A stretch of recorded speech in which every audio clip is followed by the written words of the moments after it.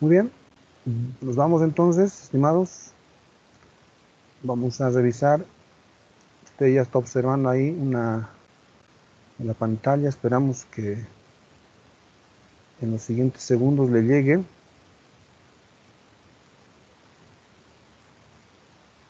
Listo. Bueno, ahí vamos a entonces iniciar nuestro tema de avance, haciendo un breve repaso de lo que ya hemos visto, ¿no? La anterior semana. Así que estamos en Derecho Civil 3 obligaciones, y vamos a revisar ahora la estructura como tema uno, estructura de la relación jurídica obligatoria. Estas diapositivas ya las hemos pasado al grupo, quizás algunos que no estaban todavía, tenemos que reenviarles, ¿no? Importancia de su estudio, hemos visto que las obligaciones son importantes porque la relación jurídica que genera derechos, también obligaciones, se las encuentra en todas las actividades que el ser humano desarrolla, en muchos ámbitos, en muchos aspectos los hemos ido reconociendo, y que nosotros lo estudiamos dentro del derecho civil, en la parte de derecho civil, obligaciones, vínculos jurídicos que tienen un carácter patrimonial económico. En otros ámbitos del derecho también hay relaciones jurídicas, pero pueden ser de carácter extrapatrimonial. Son precisas, se denominan las matemáticas del derecho, porque, por ejemplo, la extinción de una obligación a través del pago va a ser el modo por el cual en cualquier sistema jurídico se va a cumplir con la prestación de vida, por lo tanto va a generar la extinción de la obligación. Esto es inevitable, ¿no? En cualquier sistema, reitero, ¿no? Precisamente tendrían la calidad de ser consideradas como matemáticas del derecho, o el régimen de la prescripción, por ejemplo, también, etcétera. Entonces, el vínculo jurídico obligacional va a reiterarse, va a ser la misma forma en todos los sistemas jurídicos en todo el mundo, obviamente con las distinciones en ciertos elementos que puedan suceder. Son abstractas, se aplican a todas las personas, no solamente a varones, mujeres o determinadas personas con cualidades distintas. No es así, se aplica a todos. Son permanentes porque ha variado muy poco desde Roma. Universales, reiterando ese carácter abstracto, se aplica a todos, no importa la condición eh, social, económica, jurídica que podría tener alguien, va a aplicarse de la misma manera para todos. Concepto de teoría general de las obligaciones es el conjunto de normas, reglas, principios que nosotros estamos queriendo estudiarlo y revisarlo para poder eh, obtener toda la doctrina y la aplicación de los mismos. Nosotros tenemos que aprender, estimados, de acuerdo a nuestra materia, cómo generar vínculos obligacionales dentro del derecho civil, también cómo extinguirlos, conocer los efectos que producen. Esto es lo que necesitamos conocer, estimados. Entonces, ¿cómo podemos crear estos vínculos dentro del derecho? No solamente un vínculo dentro de la relación social, sino dentro del derecho. ¿Listo? Bueno, a través de la teoría general, los principios que vamos a estudiar. Etimología, el término obligación proviene del latín obligatio, que es una variante de obligare. Esta se puede explicar obligare, eh, ligamen, atadura. Y yo lo estoy graficando como, como una flechita, ¿no? A ver, ahí le voy a compartir también la pizarra. En nuestra materia, yo uso este, esta flechita que trato de expresar con esta la relación jurídica obligacional. Muy bien, entonces, vínculo jurídico. Y este vínculo jurídico que lo vemos en muchas ramas del derecho. Muy bien, continuamos. Definiciones de obligación. La obligación puede ser considerada como el lazo de derecho. Ese vínculo, esa flechita que es ilustrativa, puede llamarse lazo jurídico, lazo de derecho, vínculo jurídico, vínculo obligacional. Es precisamente lo que ha formado esa relación jurídica entre una persona y otra, uno llamado acreedor, el otro deudor. Entonces, hay un lazo de derecho en virtud del cual una persona puede y tiene la facultad, jurídicamente hablando, ¿no? Tiene la facultad de exigir un hecho a otro sujeto llamado deudor.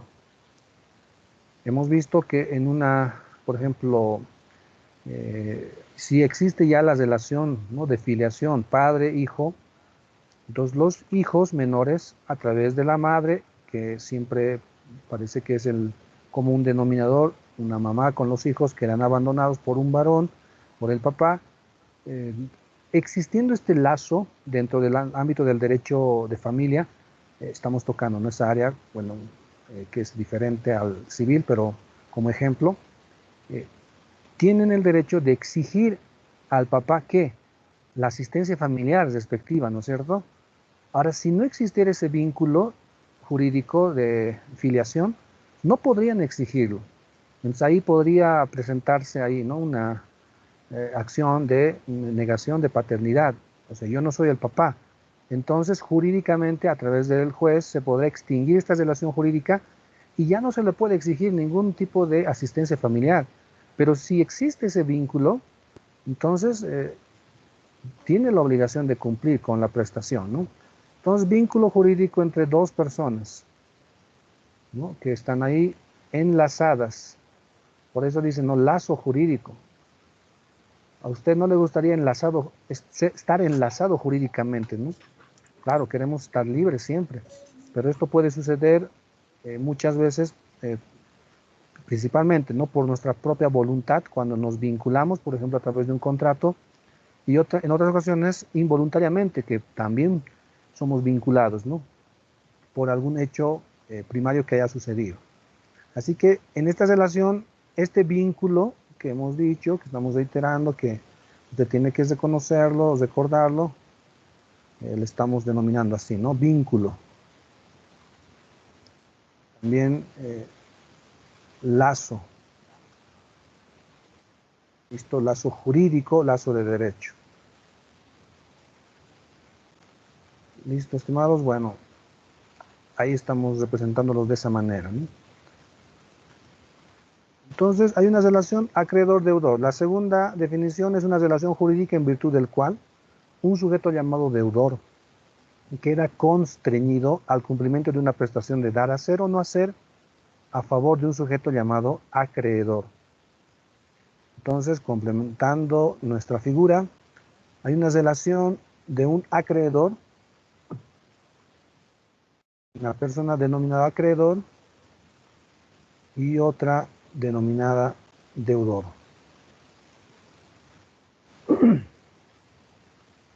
Bien, bueno, a nosotros no nos gustaría ser deudores, tal vez acreedores. Sin embargo, bueno, también es posible esta situación, ¿no? Acreedor y deudor. ¿Listo? Entonces, hay esta relación jurídica. Dentro del derecho se ha producido, ha nacido esta relación jurídica, voluntaria, involuntariamente, de acuerdo a circunstancias, pero ya existen, ¿no? Este vínculo jurídico, les reitero, se puede observar en varias otras ramas del derecho. Hemos visto en derecho tributario, derecho aduanero, usted lo va a ver. Así que es necesario que usted lo pueda reconocer, entender, razonar y también dentro del área respectiva poder interpretar. En derecho aduanero, por ejemplo, si la mercancía llega, entonces el titular ya tiene un vínculo jurídico que tiene que cumplir, bueno, obligaciones respecto al Estado. Entonces, bueno, esto tenemos que reconocer. Derecho tributario, usted compra un vehículo, ya tiene la obligación de pagar impuestos, ya se ha creado ese vínculo. Usted será el deudor, el Estado será el acreedor. Así lo podríamos distribuir. Obviamente no le vamos a llamar deudor y acreedor, ¿no? Entonces tendrán otra terminología, pero será un sujeto activo y un sujeto pasivo, que nosotros lo estamos estudiando ahora.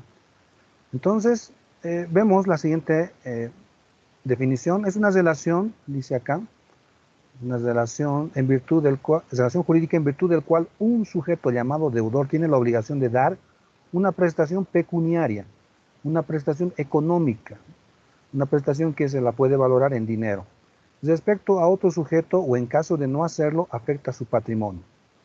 Ahí hemos hablado del patrimonio personalidad, el patrimonio que lo tenemos todos, el patrimonio que nos acompaña desde el momento que tenemos personalidad, y la personalidad obviamente desde el nacimiento, ¿no? Muy importante, ¿no? No hemos repasado, creo que no hemos hecho de forma concreta, sí en otras diapositivas, Hoy vamos a ver también otras diapositivas que enseguida las voy a compartir. Sin embargo, por favor, tome atención a la definición de personalidad jurídica que habla el Código Civil desde el artículo 1, por favor. ¿Qué es la personalidad jurídica? No es tan sencillo tal vez de comprender en su totalidad este concepto. Por favor, ahí personalidad, ¿listo? Por último, tenemos una definición de obligación. Es una relación jurídica de por lo menos dos personas en virtud del cual el deudor, a veces llamado promitente, porque ha manifestado su voluntad de poder vincularse, se obliga respecto a otro sujeto acreedor llamado estipulante, el que va a invitar, ¿no? En contrato se llama esto oferta, aceptación, oferente, aceptante, que va a dar nacimiento a una relación contractual, y hablamos acá, el efecto va a ser un efecto vinculatorio. Al cumplimiento de una prestación, aquí le vamos a completar un elemento más dentro de la relación jurídica, que yo le grafico con un pequeño triángulo. Esta sería la prestación. La prestación, que es la misma obligación, pero estamos usando un término que usted tiene que recordarlo, la prestación de vida.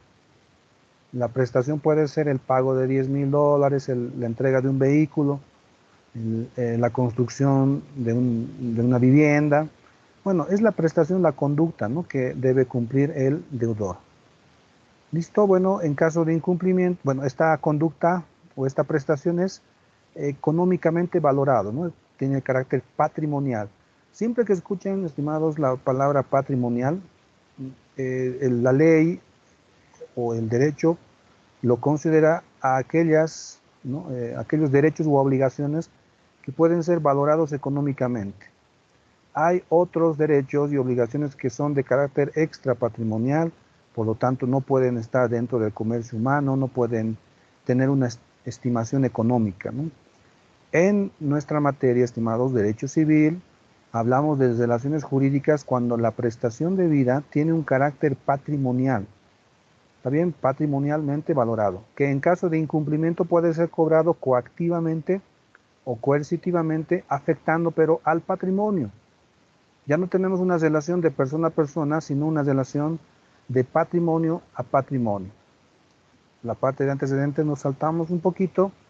En Roma teníamos la manus injectium, que consistía en que el acreedor podía echar la mano encima a su deudor, porque la relación era de persona a persona. La persona, su cuerpo mismo del deudor, estaba comprometido al acreedor. Por esa razón, a través de esta figura, manus injectium, el acreedor podía convertirlo en un esclavo a esta persona deudora que ha incumplido con la prestación. Podía ya convertirse en una cosa. Por lo tanto, el acreedor tenía el destino, el futuro de este deudor en sus manos. Hoy la relación ya no es más de persona a persona, sino de patrimonio a patrimonio.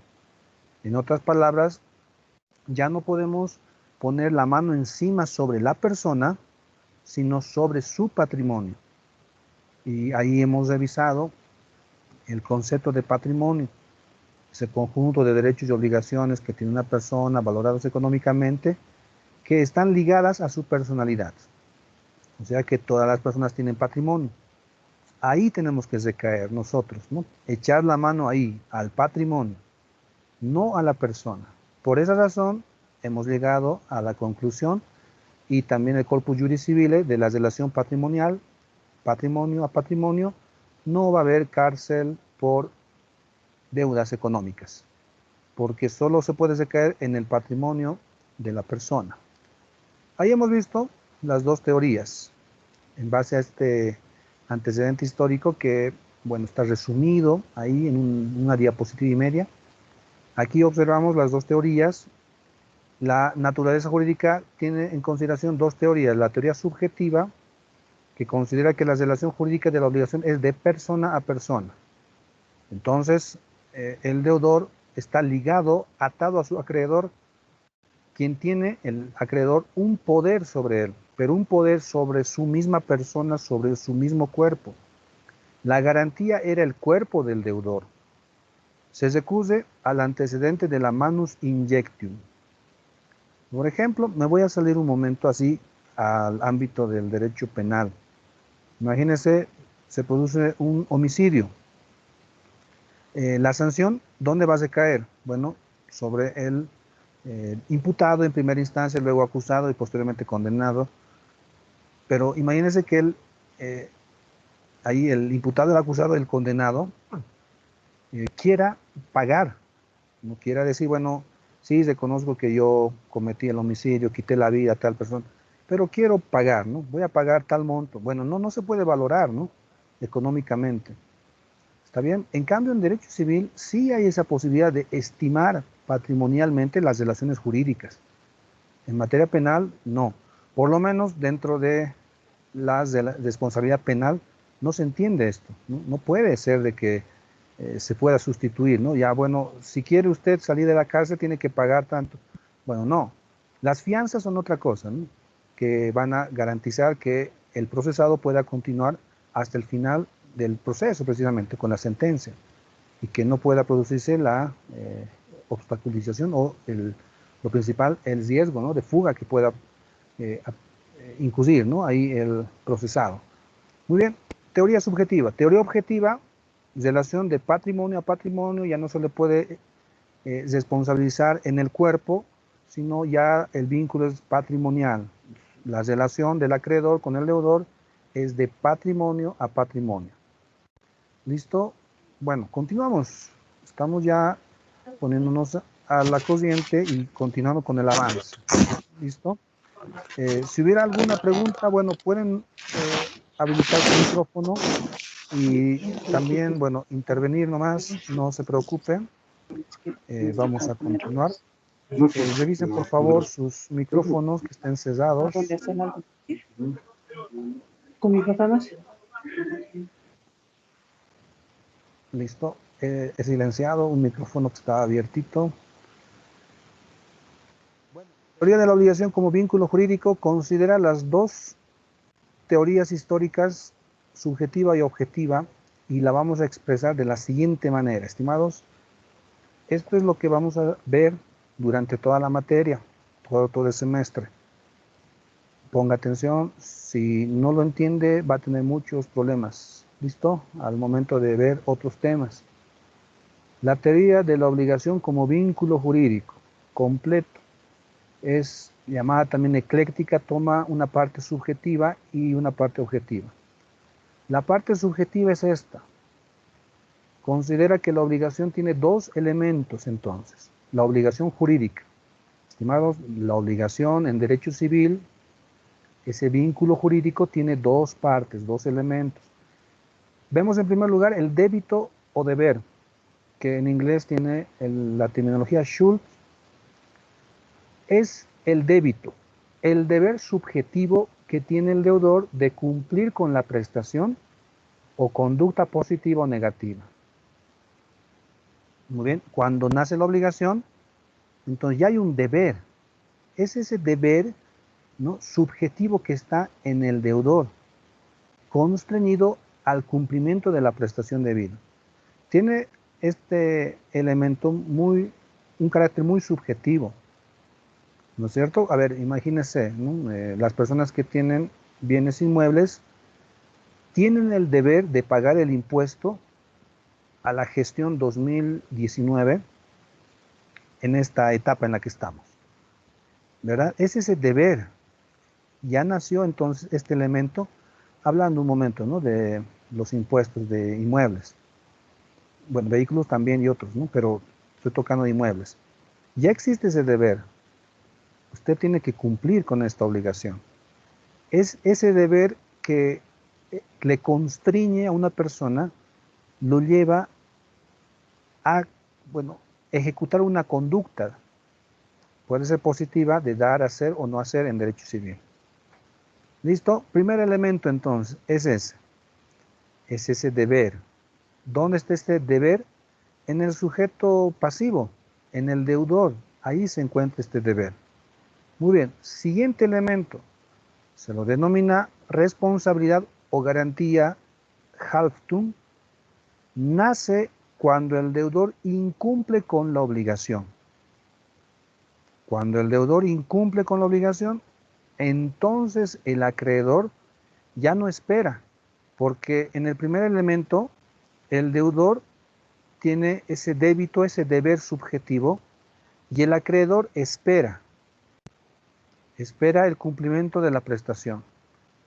Pero cuando se incumple, el acreedor ya no espera, sino que ahora exige, hace uso de la acción de acudir ante el juez y solicitar el cumplimiento de la obligación, ya sea en especie o equivalencia. A ver, vamos a ver en nuestra pizarra. Voy a tomar un ejemplo, ¿no? Bueno, digamos, 1 de enero 2020, voy a poner fechas, ¿ya? Luego, 1 de enero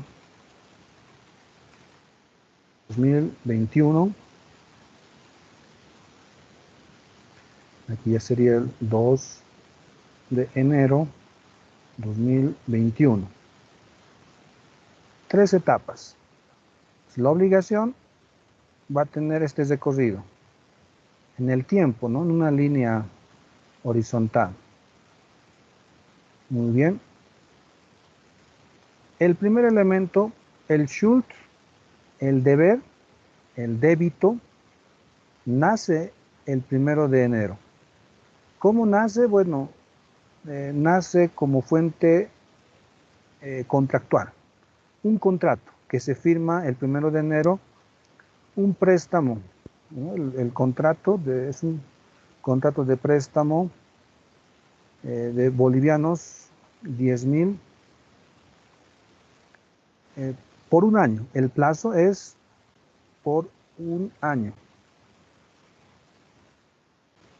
Entonces, eso quiere decir que el plazo va a vencer ¿cuándo? Bueno, eso ya se lo ve dentro del cómputo por días, ¿no es cierto? Va a ser por días, por tiempos enteros. Si es un año, del 1 de enero 2020 al 1 de enero 2021. Entonces, el débito ya ha nacido, está acá, ya es vigente. El préstamo 10.000 bolivianos por un año. Muy bien, esta etapa la voy a marcar aquí con rojo también. Desde el débito, el nacimiento de la prestación, ahí nace la obligación y ya está el débito. Esta etapa, bueno, es el plazo, el término que tiene el deudor de cumplir con la prestación. Bueno, hasta acá, 1 de enero. El débito entonces está existiendo, ya existe desde el nacimiento de la obligación. Ahora el siguiente elemento, el halftun, o también la llamada la garantía. No estamos hablando de garante, eso es otra cosa todavía, ya no se va a confundir con ese término todavía. Garantía o responsabilidad van a ser el momento del incumplimiento de la obligación. ¿Cuándo se produce el incumplimiento? Bueno, desde exactamente ponemos las 0 horas del 2 de enero de 2021. Ahí van a ser entonces, aquí ya lo voy a marcar, la responsabilidad o garantía. ¿Listo, estimados? En otro aspecto podemos decir de que esta parte tiene un carácter subjetivo porque es el acreedor quien espera la conducta que deba cumplir el deudor. En esta situación, bueno, ya hay una responsabilidad objetiva a través de lo que es la acción. ¿Qué es la acción? Una breve definición. La acción es aquel derecho o facultad que tiene una persona para acudir ante la autoridad judicial exigiendo una prestación o el cumplimiento de una prestación, lo hace a través de una demanda. Demanda es una cosa, acción es una cosa, pretensión es otra. Dentro de lo procesal se entiende de esa manera. La acción es un derecho, entonces, una facultad que todos tenemos, de poder acudir ante el juez para exigir algo. Entonces, mire, podemos decir que esta acción que aquí lo estamos identificando, esta acción solo lo va a tener cuando se produzca ya este elemento, garantía o responsabilidad o halftum. En esta etapa, la pregunta es, ¿no? En esta etapa, entonces, ¿qué se puede hacer? Bueno, vamos a nosotros aprender algo de qué más podemos hacer, porque el plazo está a favor del deudor, que se presume que está así, pero podemos ir moviendo otra situación. Bueno, imagínense, alguien le dice, mire, presté yo dinero, 10.000 bolivianos, el 1 de enero, es hasta el 1 de enero de 2021. Ya, muy bien. Sin embargo, ahora quiero ya el dinero. ¿Qué le decimos? Esta semana una persona dijo eso. Bueno, le planteo el caso como acontecido. A ver, hay una persona que tomó un anticrético, el dueño de casa recibe el dinero, ahí el anticresista, sin embargo, hasta abril vence el plazo, la relación contractual, y ellos, bueno, deciden irse con anticipación y dicen volver para abril, porque en abril va a vencer y en abril van a venir a cobrar el dinero. Muy bien, pero por voluntad propia se salen de la pieza. Sin embargo, al salirse y desarrollar sus actividades, fallece el titular del dinero. Ahora aparece una supuesta esposa que sería heredera y exige el pago del dinero del anticrético, ¿no? Sin embargo, el plazo lo tenemos a favor hasta abril. Entonces, lo primero le decimos, no, mire, estimada, está bien, si usted es la heredera, la cónyuge superstite, entonces tiene que esperar a que la relación contractual termine. Por una parte, porque usted ya va a sustituir ahí al anticresista. Así que, como deudores, nosotros tenemos el plazo a nuestro favor. No puede exigirnos el pago antes de lo estipulado en lo contractual. Nosotros le vamos a pagar en su momento. ¿Qué le parece? Hay una seguridad para el deudor, sí. Hay una presunción, ¿no? Indubio pro reo, en la duda a favor del reo. En materia civil tenemos presunciones también. El plazo está a favor del deudor, no está a favor del acreedor, a menos que en un contrato digamos algo diferente. Así que aquí en la relación contractual obligacional, el plazo va a estar a favor del deudor si es que no se estipula otra cosa. No va a poder exigir algo hasta que el momento haya acontecido. ¿Qué momento va a ser ese? El momento en el cual se ha producido el incumplimiento de la prestación. En ese momento ya se puede exigir judicialmente. Sin embargo, tenemos una salvedad que en caso de insolvencia, esto ya me estoy adelantando, lo vamos a ver ahí en su momento, en caso de insolvencia podemos exigir el pago antes del plazo, pero el juez tiene que ordenarlo, no es algo automático que yo pueda hacer. El juez tiene que ordenar y también tenemos que demostrar que se está produciendo ya un riesgo en el pago futuro que está a favor del plazo del deudor todavía. ¿Listo, estimados? Bueno, ahí tenemos los dos elementos, por favor, debes recordarlo.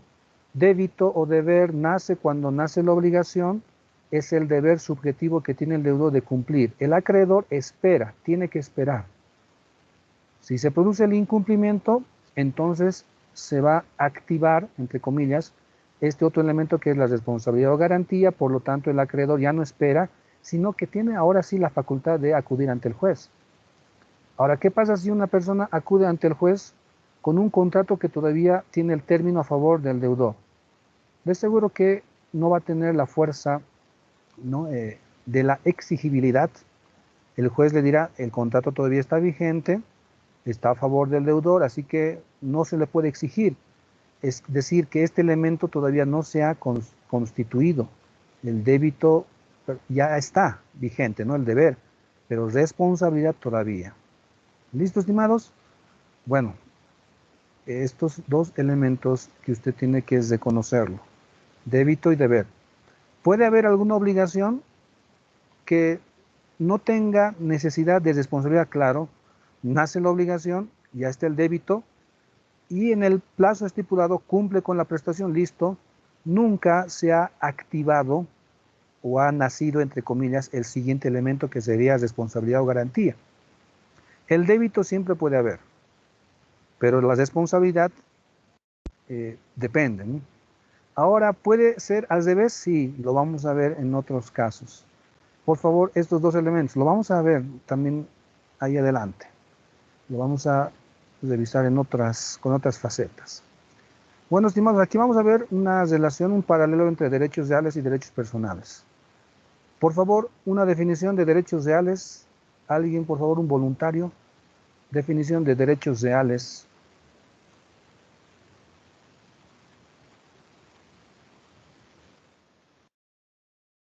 ¿Cuántos estamos? 32 personas. ¿Cómo están? Muy buenas tardes a todos. ¿Qué son derechos reales, estimados? Estimadas. ¿Algún voluntario, por favor? Doctor. Sí, adelante, adelante, estimado. Un derecho real vendría a ser un poder jurídico que ejerce una persona sobre una cosa, más o menos. Muy bien, perfecto. Poder jurídico. Ahí nuevamente, gracias, estimado Carlos, ¿verdad? Ahí precisamente estamos hablando de un poder jurídico, que también aquí lo vamos a graficar.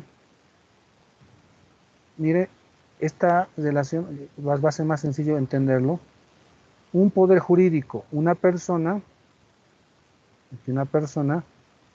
tiene un poder jurídico, yo también le voy a poner acá otra flechita, pero ya no es sobre una persona, ¿no? Como estamos ahora hablando, sino sobre una cosa, ¿verdad?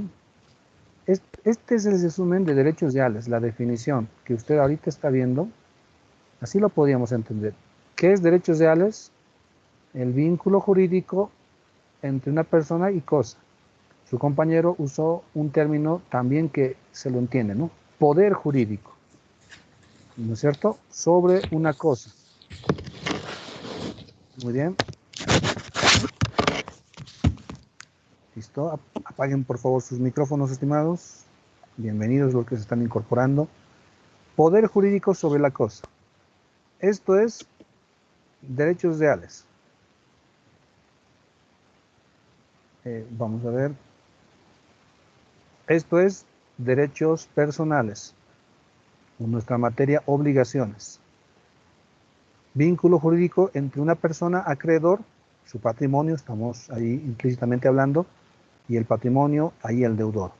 Este vínculo jurídico, una prestación. ¿Listo, estimados?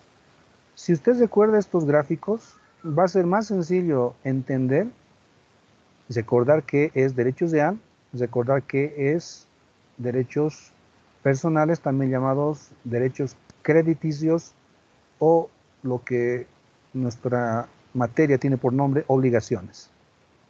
¿Listo? Entonces, estos derechos reales. La relación de persona, cosa, y bueno, el sujeto activo, que sería, sujeto pasivo, que sería todo el mundo. Sujeto pasivo. Obviamente, miren, este vínculo jurídico de derechos reales no se puede extinguir igualmente, ¿no? Esto no puede desaparecer porque quiere una persona. A ver, les planteo lo siguiente, a ver, alguien se encuentra un celular en la calle. Pregunta, ¿a quién le pertenece el celular ahora?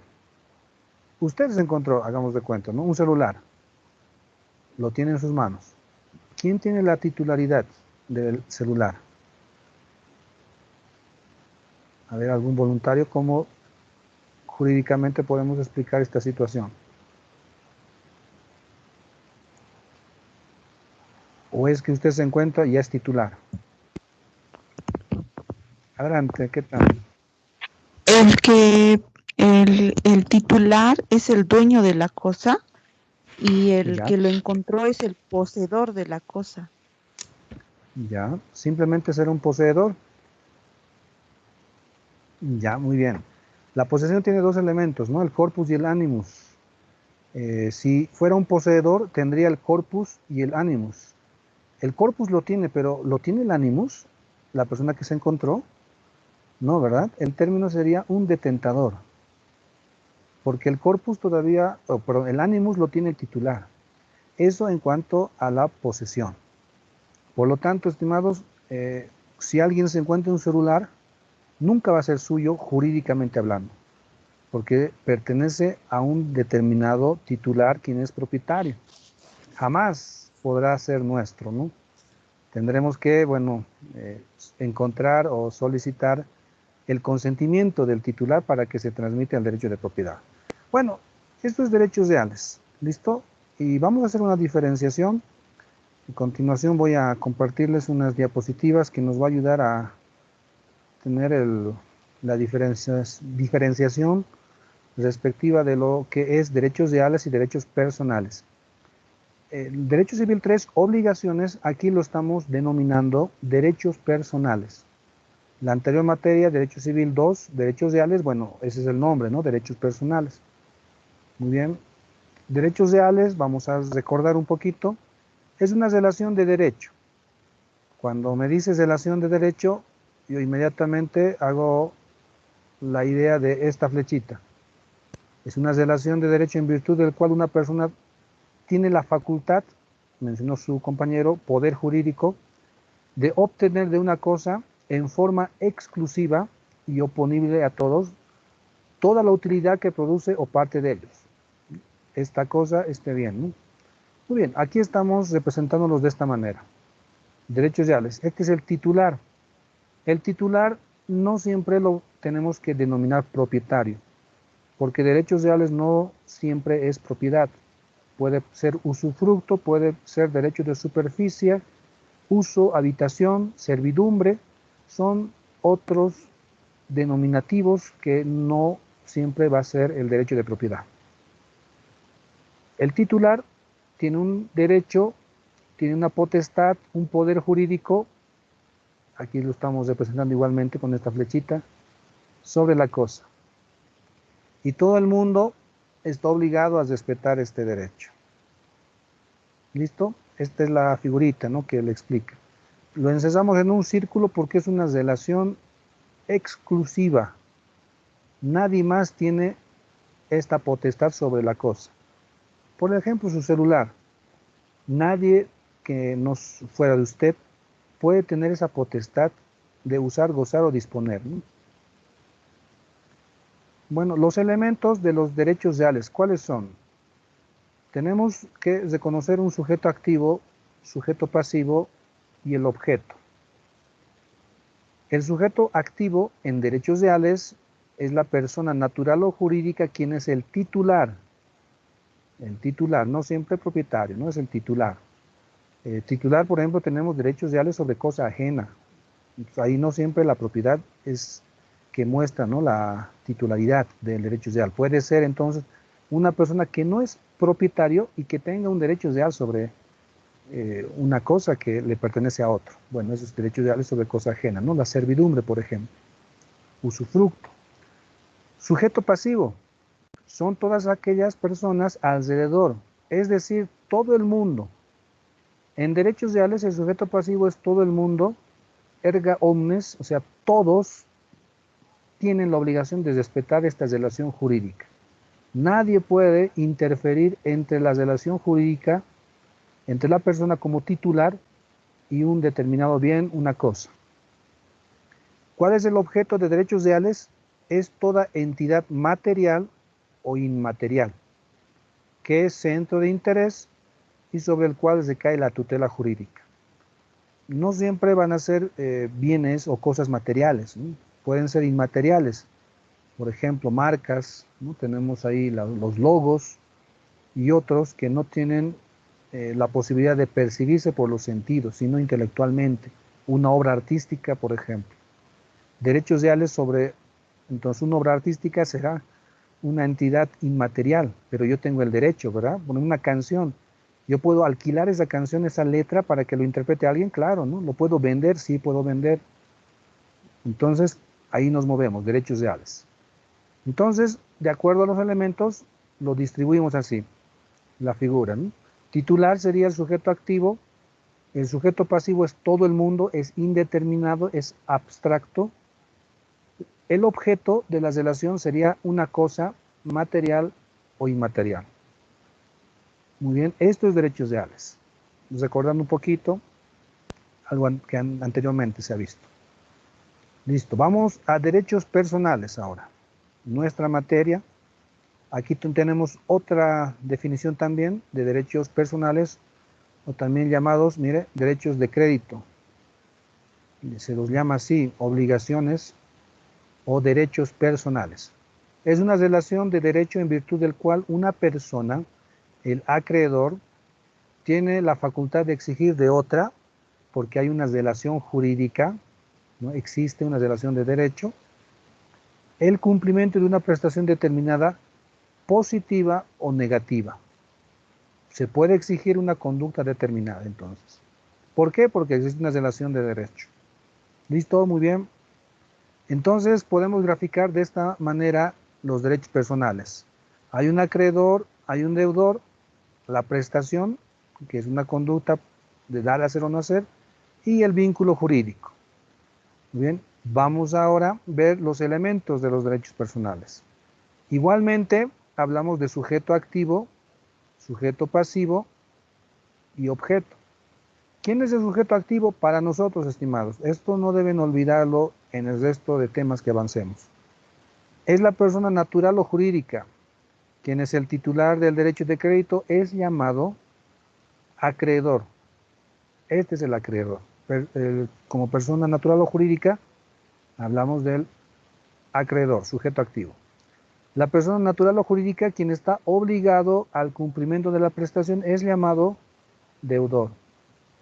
Sujeto activo, acreedor, sujeto pasivo, deudor.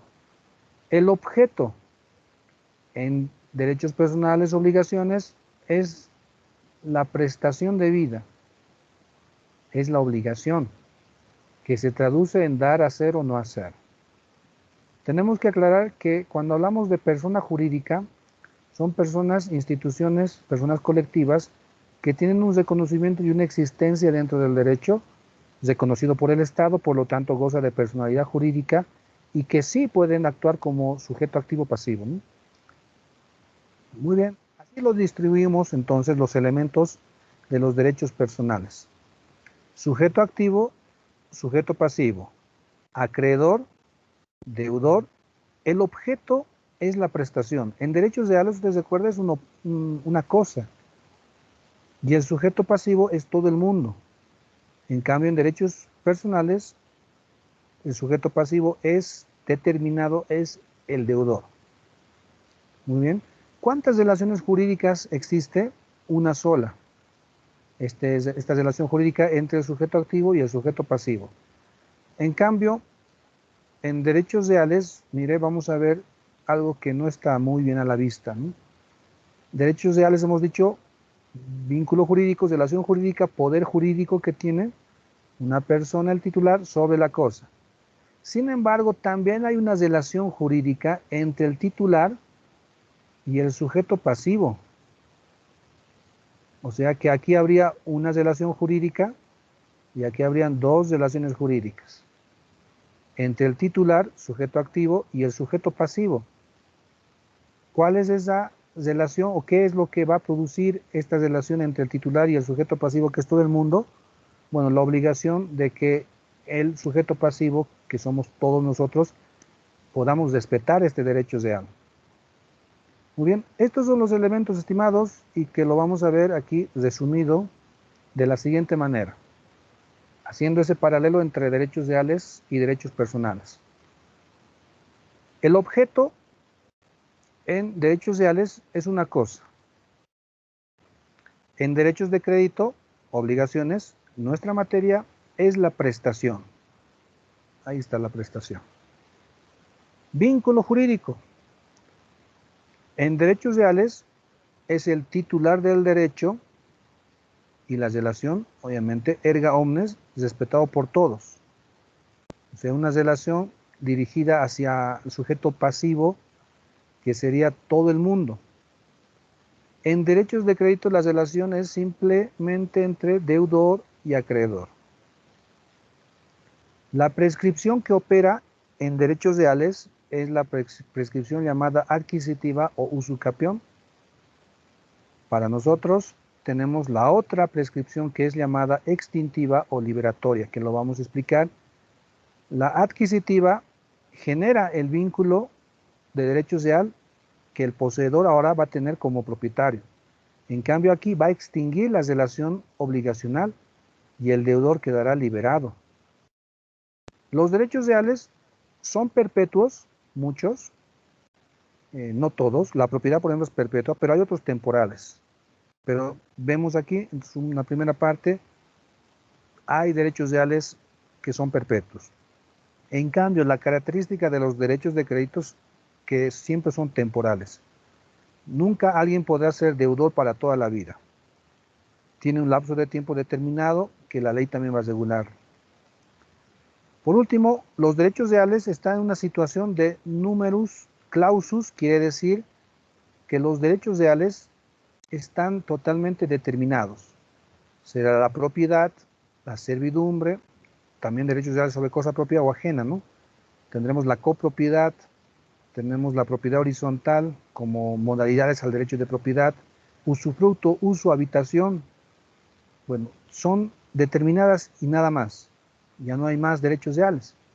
En cambio, por eso dice clausus, ¿no? Numerus clausus están cesados ya. En cambio, derechos de crédito, obligaciones, son un número indeterminado de situaciones que pueden generar efectos vinculatorios, obligacionales. Así que está en una situación de numerus apertus, ¿no?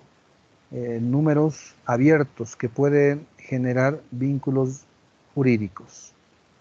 ¿Listo, estimados? Bueno, me parece que necesitamos tomar un minuto de pausa en nuestro avance. Estamos 34 estudiantes. Bueno, una pequeña pausa para poder usted ahí acomodar ciertos, en cierto lugar donde está usted. Tal vez necesita traer algo cerca para poder mantenerse todavía atento. Un minutito de poder recordar que, bueno, estamos grabando la presente clase. En este momento, dentro de un minuto, vamos a hacer la descarga de la lista. Ya estamos 34 personas. Así que vamos a tomar en cuenta la asistencia en este momento. Obviamente, por el día de hoy estamos considerando que la tolerancia es efectiva, ¿no? Para que pueda usted también acomodarse, ¿no? La siguiente ya vamos a estar tomando la asistencia para fines, ¿no? De registro. Hoy, bueno, para fines informativos solamente, ¿no? Si es que hubiera alguna exigencia, ¿no? De parte de Dirección de Carreras sobre nuestra materia. ¿Listo, estimados? Bueno, aprovechamos si es que hay alguna pregunta o comentario también. Estamos en un momento de una pequeña pausa, ¿no? En el avance y luego continuamos todavía. ¿Listo? Bueno, entonces unos 30 segundos, estimados, de pausa y continuamos todavía enseguida.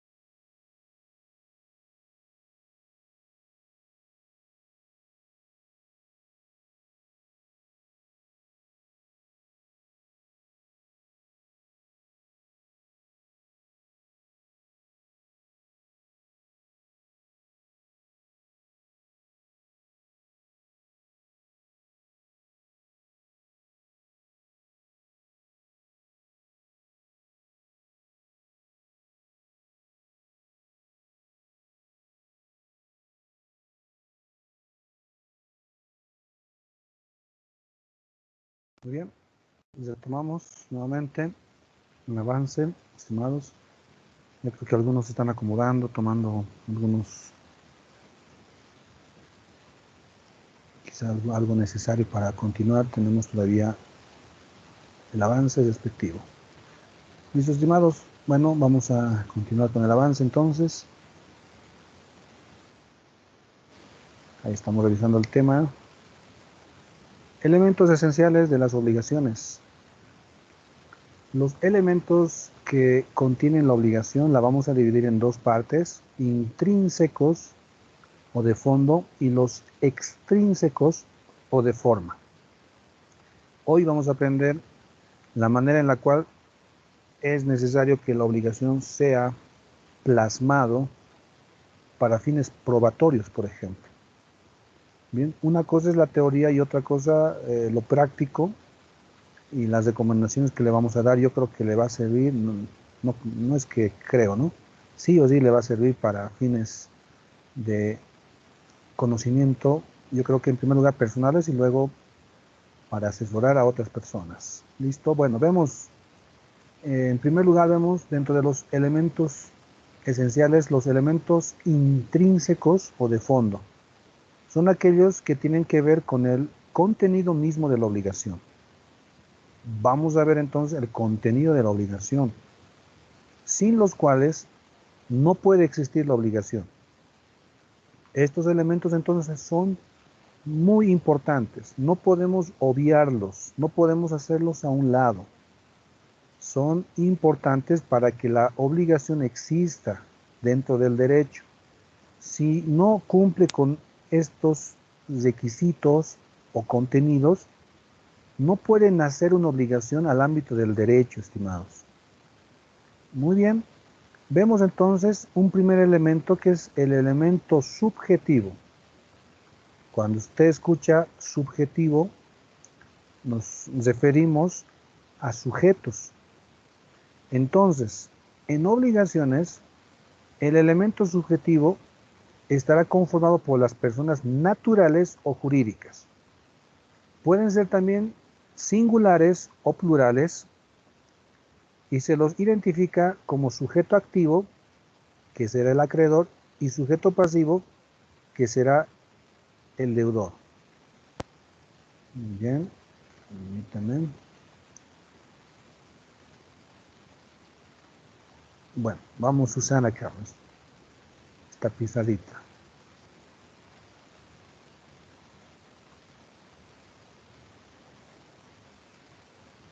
Muy bien.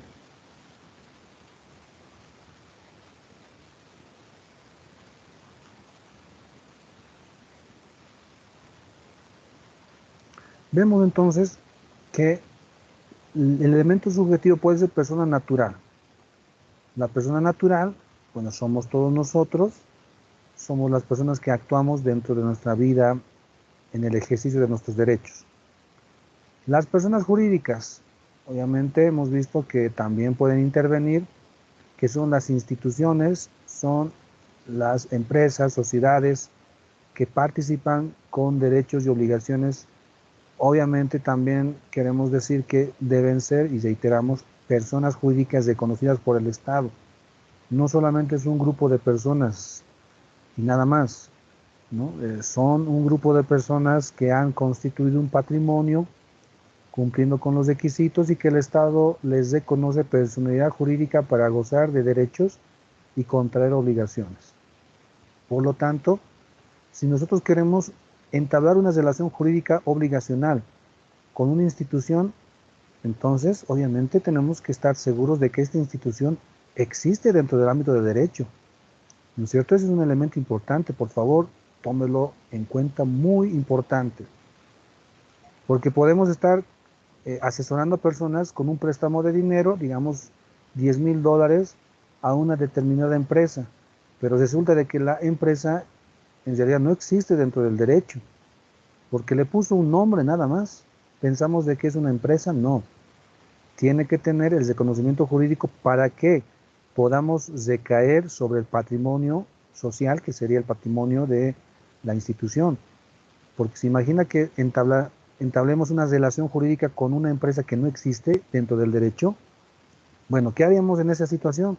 Tendría que haberse producido una relación jurídica entre la persona con la que se ha suscrito, pero ya no sería una empresa, ¿no? Sería una persona natural. Listo, estimados, muy importante esta situación. ¿Usted quiere demandar a una empresa? Bueno, tiene que estar seguro de que la empresa existe, ¿no? Porque muchas personas han venido y han dicho de que, bueno, quiero hacer un proceso, he prestado dinero a una empresa, eh, ¿cuánto prestó? $10,000, muy bien. ¿Qué nombre tiene la empresa? Es tal empresa, bueno, nos damos cuenta al revisar de que esta empresa no existe. ¿Qué hacemos en ese caso? Bueno, tenemos que buscar a la persona que ha producido esta relación jurídica contractual. Ya será ya no una relación con una institución, persona colectiva, sino con una persona natural. Y si es que se niega, podemos llevarle, ¿no? Un proceso de estafa, ¿no? Porque ya nos engañó, nos hizo caer en error. Nos podemos ir a la vía penal también. Muy bien, entonces tenemos estas dos situaciones, por favor, persona natural, persona jurídica. También puede ser singular, otra característica, y plural. Nosotros vamos a estar viendo de una forma, eh, como ejemplo, constante, siempre un acreedor y un deudor, pero usted no puede despreciar la idea de que puede ser muchos acreedores, muchos deudores, o un acreedor y varios deudores, o varios acreedores y un deudor. Entonces pueden ser singulares o plurales también, dependiendo de la situación que acontezca. Pero nosotros lo vamos a resumir de la siguiente manera. Sujeto activo o sujetos activos, si fueran múltiples, y sujeto pasivo o sujetos pasivos. ¿Listo, estimados? Ahí tenemos el primer elemento subjetivo. Sujeto activo, sujeto pasivo, acreedor y deudor. Los requisitos para este elemento es que deben tener capacidad. ¿Qué tal, estimados? ¿Qué es la capacidad? Tenemos dos clases de capacidad, ¿verdad? ¿Alguien recuerda qué es la capacidad? Un concepto de capacidad dentro del derecho civil. Recordando un poquito derecho civil 1, por favor, ahí, estimados. ¿Algún voluntario?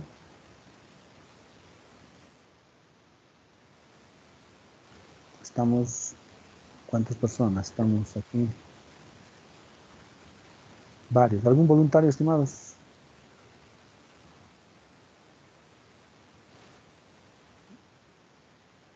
Doctor, Sí, adelante, estimado. la capacidad es la condición jurídica de poder adquirir derechos y obligaciones, si no me equivoco. Muy bien, perfecto. Esa es la capacidad, aptitud legal que tiene una persona para adquirir derechos, contraer obligaciones, ejercer por cuenta los derechos adquiridos. Tenemos dos clases de capacidad, capacidad jurídica y capacidad de obrar. Cuando decimos capacidad, obviamente todas las personas tienen capacidad jurídica. Lo que les estaría en ver es si tienen la capacidad de obrar.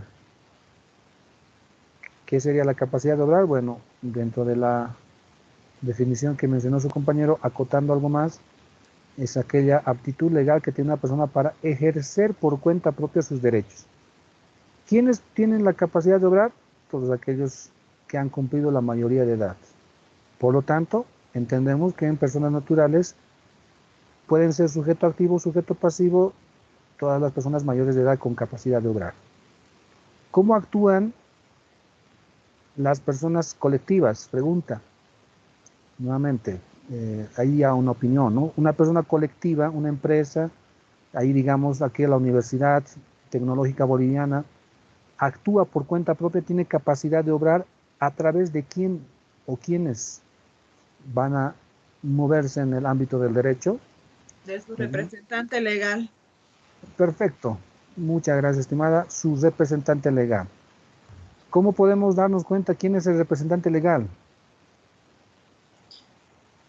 Se le ha otorgado un poder de Muy bien, representación. perfectamente. Representante legal a través de un documento notariado que comúnmente lo reconocemos como poder.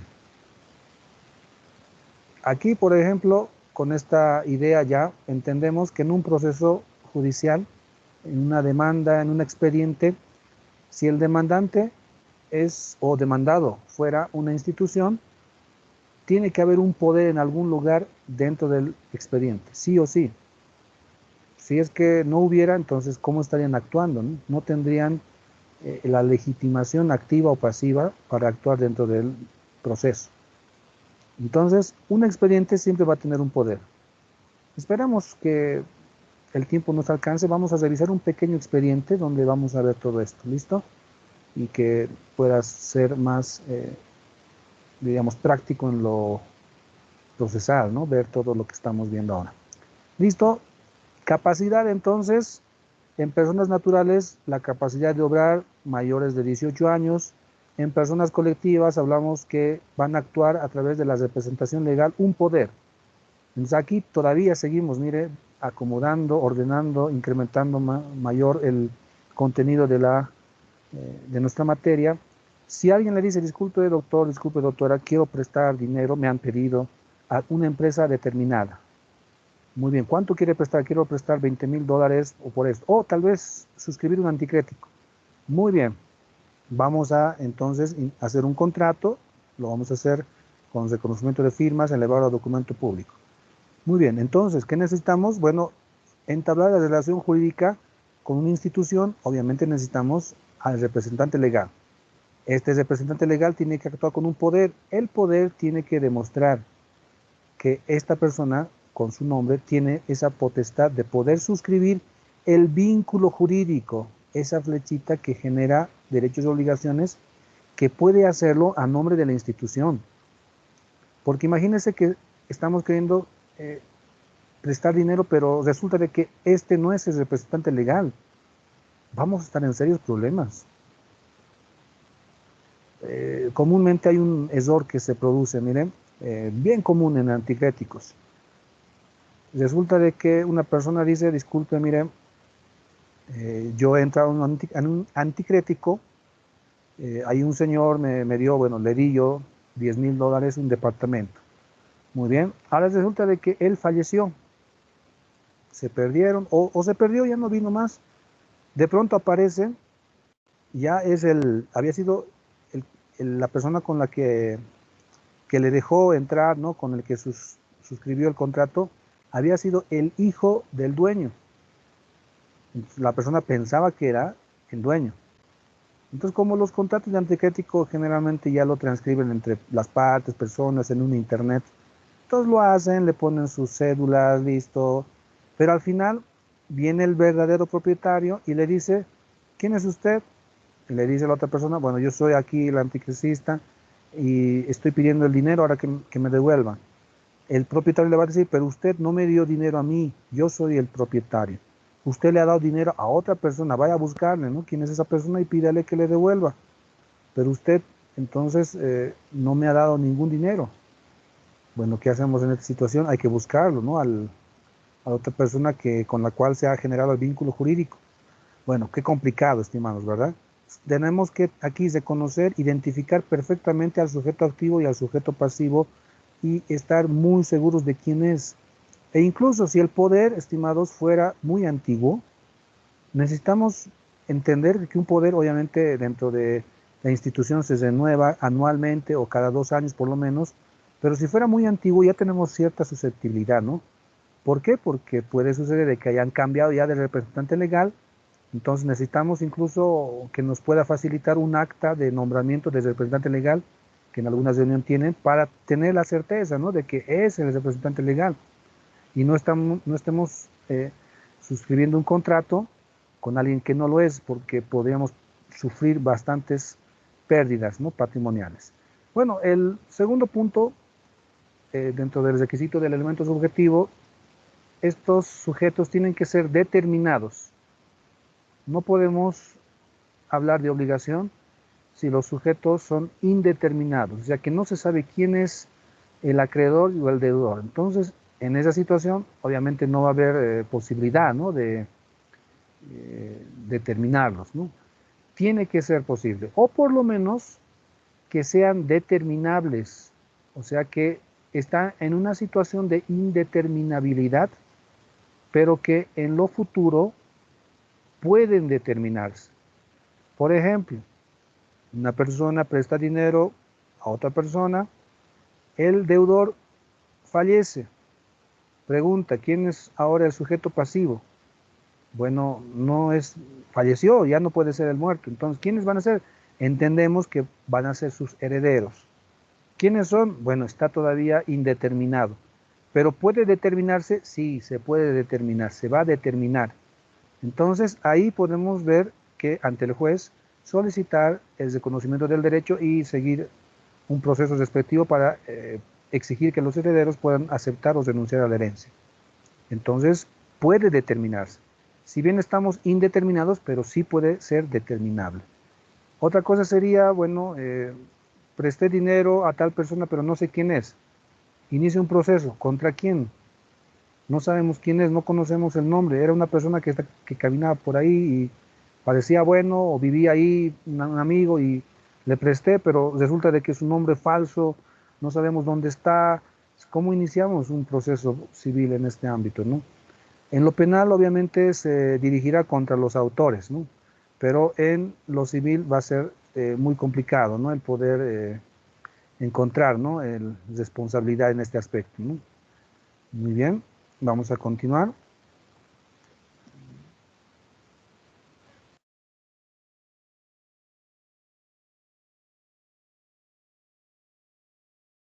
Voy a compartir enseguida pantalla, vamos a seguir viendo ahí las diapositivas.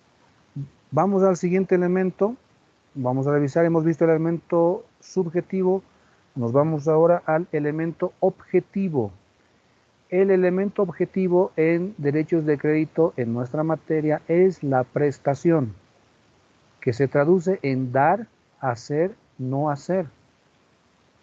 En dar hablamos de transmitir un derecho de propiedad, de transmitir un derecho real.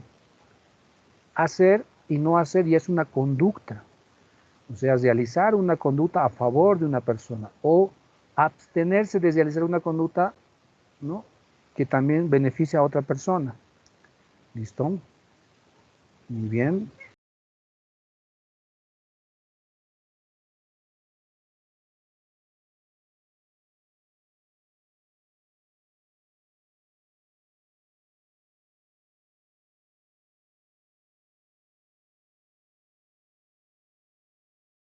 Enseguida, estimados, enseguida continuamos. Permítame un momento, por favor.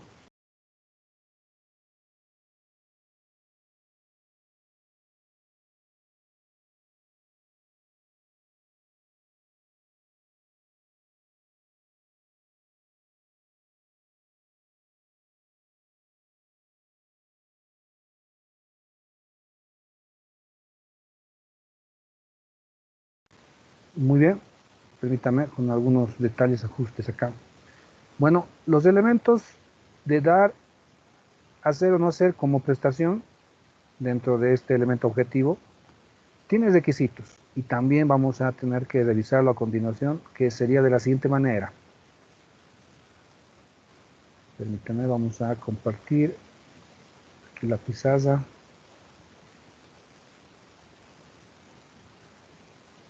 Muy bien, continuamos. A ver, entonces, requisitos del objeto de dar. Si queremos entonces dar, o sea, transmitir, entregar, causar, causante, causaviente, tiene que tener los siguientes requisitos. Que la cosa exista al presente, o también la probabilidad de su existencia en el futuro. Se podría comprometer o podría ser una parte de prestación, una cosa que va a existir en el futuro, sí, pero tiene que haber certeza de que va a existir, porque si no, obviamente no puede ser objeto de dentro de la relación, ¿no?, jurídica.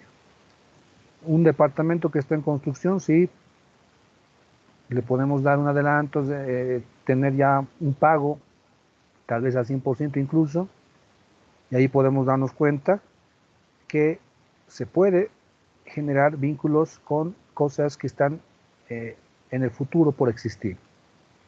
Obviamente tiene que haber una certeza, ¿no? Tiene que ser individualizado. Podemos hablar, por ejemplo, de lo genérico.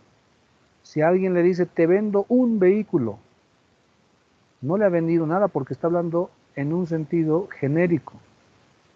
En cambio, si le dijera, te vendo un vehículo, marca Toyota, modelo 2005, $5,000 con número de motor, número de chasis, etcétera, color blanco, entonces ya está individualizado, sí se puede dar, ¿no? Y puede ser parte de la obligación. Imagínense una obligación que genere entonces una persona con datos muy generales, ¿no? Te vendo una casa, muy bien, listo. Ahora cumpla con la obligación, pero ¿en qué consiste esa casa? No dijo cuál, no dijo yo tengo 3, no dijo cuál, entonces no me puede exigir, la obligación no puede existir en esta situación muy general, tiene que individualizarse. Por otra parte, si queremos dar, también tiene que ser de propiedad de quien lo transfiere, porque no se puede vender más derechos o no se puede transmitir más derechos de los que una persona tiene. Entonces, ¿qué pasa cuando una persona vende algo que no es suyo? ¿Qué llamamos esa figura? No sé si lo han visto en algún momento. Cuando una persona vende algo ajeno. En materia civil, aquí decimos, no hay objeto, no puede haber obligación. Pero también nos podemos ir a otra materia, ¿no? En lo penal, ¿qué llamamos esto? Venta de cosa ajena.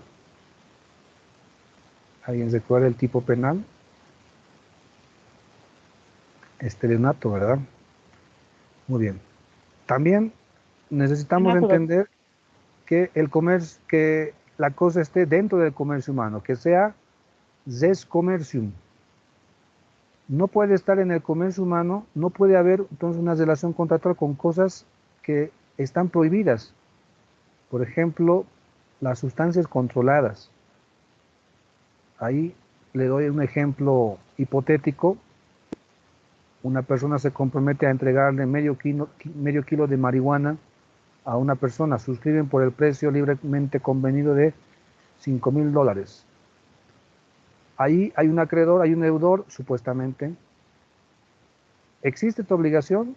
No, porque dar, en aquí, la cosa está fuera del comercio, ¿no? No puede ser la marihuana. Ahí, por favor, imagínense que iniciemos un proceso solicitando al juez, señor juez, solicito que a través de su autoridad exija el cumplimiento de la prestación que es la entrega de medio kilo de marihuana tal persona, ¿no?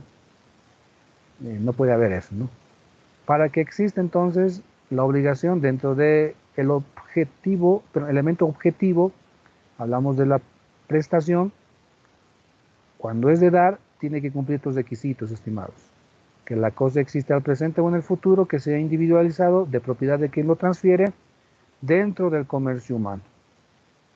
Muy bien, nos vamos a los requisitos del objeto de hacer, cuando es ya una conducta a desarrollar, a manifestar a favor del acreedor. En primer lugar, tenemos que ver de que sea material y jurídicamente posible. Cuando decimos materialmente posible, es que se puede ejecutar. Imagínense que voy a dar entablar una relación jurídica obligacional para la construcción de un edificio de 1,000 pisos. Eso es imposible. Ahí no podemos hablar de acreedor, deudor, obligación, 1,000 pisos como objeto. Y si incumple, hacer una demanda, no se puede, porque 1,000 pisos, un edificio de 1,000 pisos es imposible, materialmente es imposible. Muy bien, en ese aspecto. O imagínense, quiero la construcción de una vivienda de puro vidrio, el piso, el techo y todo, bueno, materialmente imposible, ¿no? Ahora con otros elementos, bueno, tal vez sea posible, pero no el piso y el suelo y todo de vidrio, ¿no? De cristal, bueno, hay cristales especiales que pueden ser paredes o techos, pero suelos y todo, bueno, ya es algo materialmente imposible. Cuando decimos jurídicamente imposible es porque la ley lo prohíbe, porque jurídicamente no se puede exigir eso, ¿no? A ver, tenemos un ejemplo. de una obligación jurídicamente imposible, pagarle a alguien para que golpee a otra persona. Le dice, bueno, yo me comprometo a golpear a tal persona por el precio libremente convenido de 1.000 bolivianos. Listo. Esta prestación de hacer, que es golpear a otra persona, no puede existir como obligación jurídica, porque la ley, o porque va en contra de la ley. Muy bien. Listo, ahí tenemos entonces. Tiene que ser material y jurídicamente posible. El objeto de hacer tiene que ser personal al deudor, intuito personae. Yo no puedo vincular jurídicamente a otra persona. Mire, mire otro ejemplo, ¿no? A ver, yo me comprometo a que este amigo, digamos, Carlos, te va a pagar a ti 1.000 bolivianos. No, yo no puedo, a nombre de otra persona, generar un vínculo jurídico, ¿no? Tiene que ser mi persona, es la decisión personal, intuito personal, o a través de los representantes respectivamente que pueda yo nombrar, quienes van a poder vincularme jurídicamente a través de un lazo de derecho y que voy a poder ya tener la obligación de cumplir o responder, ¿no es cierto? Pero yo no puedo obligar a alguien, ¿no? Yo me comprometo a que tal persona te va a dar un vehículo, o perdón, que va a construir una casa para ti. Y el otro va a decir, bueno, ya, y si incumple, le hace un proceso al otro. No, ¿verdad? No se puede. Entonces, es la persona, es el deudor, el sujeto pasivo quien va a vincularse. Punto 3, que sea determinado o determinable, que sea específico, lo mismo que en el caso anterior. Imagínense, yo me comprometo a la construcción de una casa, listo. Pero ¿cómo? ¿Qué casa? ¿De cuántos pisos? ¿De qué material? No dijo nada. Tiene que determinarlo, porque si no lo determina, entonces no puede, ¿no? O que sea determinable, que tenga la posibilidad de especificarse, ¿no? Listo, estimados. Bueno, este es el elemento objetivo. Elemento subjetivo, las personas, sujeto activo, sujeto pasivo. Elemento objetivo es la prestación, que se traduce en dar, hacer o no hacer. Muy bien. Continuamos. Elemento jurídico. Bueno, el elemento del vínculo jurídico ahora es diferente, ¿no? Vamos a verlo en otro sentido. Vamos a ver, perdón. Elemento jurídico, vínculo jurídico. Entonces, es el nexo, es ese lazo, es esa flechita que le grafico, ¿no? Como ejemplo. Es el nexo que relaciona a los sujetos y que produce efectos traducidos en derechos y obligaciones. Ahí hablamos del débito. ¿Qué es el débito? El Schuld es la buena fe que tiene que tener el deudor. Nace cuando nace la obligación y termina cuando cumple la obligación. Ese deber se extingue. Y listo, ya no hay más vínculo jurídico, se acabó, ya es libre, entre comillas, ¿no? Ya está liberado ante el derecho, ya no tiene ninguna obligación, ¿no? El siguiente elemento hemos visto, la responsabilidad o garantía, el Halftun, nace cuando el deudor no cumple la obligación. A nosotros no nos interesa considerar si el deudor ha querido o no ha querido pagar, solo interesa el incumplimiento. En materia civil lo tomamos así, ¿no? Se produjo el incumplimiento, listo, luego veremos si es dolo o culpa, pero nos interesa el incumplimiento. Y si se ha producido, bueno, ya está el elemento de la responsabilidad o garantía activo y que permite que el acreedor acuda ante la autoridad judicial exigiendo la prestación respectiva. Muy bien. Interés práctico que vamos a ver ahora para determinar, poder reconocer, ¿no?, la importancia, ¿no?, de estos dos elementos. Así que preste atención, vamos a ver ese interés práctico de distinción entre estos dos elementos, débito y responsabilidad. ¿Listo? Así que Schuld, Haltung, los elementos que hemos visto, ahora lo vamos a ver y usted va a notar las características de estos dos elementos en obligaciones. Si bien están separados, pero tienen que unirse, creando efectos jurídicos respectivos, pues el uno no podría existir sin el otro, pero se pueden dar los siguientes casos. A ver, vamos a recordar un poquito qué es lo que estamos diciendo.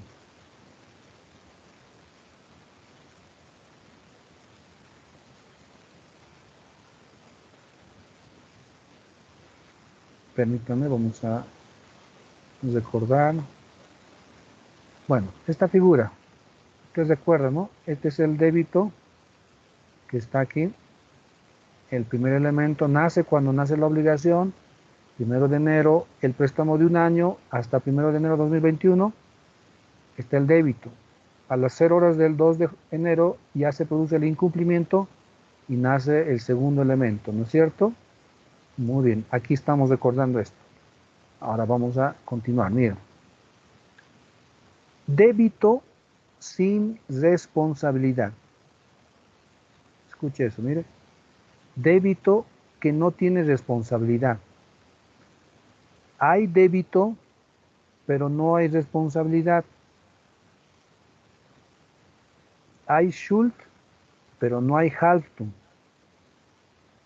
Existe la obligación, pero no existe esa facultad de acudir ante el juez y exigir el cumplimiento de la obligación. ¿A qué se refiere esto? Bueno, vamos a ver. Significa que uno tiene el deber de prestación, tiene ese deber, es un débito, pero no puede ser obligado a cumplir. No puede ser obligado a cumplir. Esto sucede en las obligaciones naturales, así se llama. Bien, preste atención, por favor. Obligaciones naturales. Este avance, estos puntos, vamos a volverlo a ver ahí adelante cuando veamos una clasificación de las obligaciones. Pero esto es necesario recordarlo, por favor. Entonces, sacamos las siguientes conclusiones. A ver, la obligación jurídica tiene dos elementos. Hemos dicho que aquí está el débito, que sería el Schuld. Tenemos la responsabilidad o garantía, denominado también Haltung.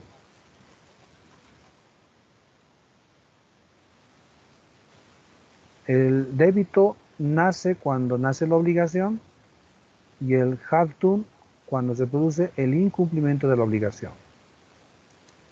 Bien, nosotros estamos entendiendo que tiene estos dos elementos, elemento subjetivo y objetivo.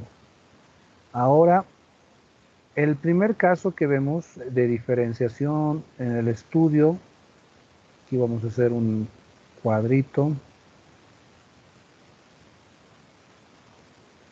Vamos a poner, en las obligaciones naturales, se denominan así naturales. ¿Qué es lo que sucede? Permítame, voy a marcarle aquí. En las obligaciones naturales,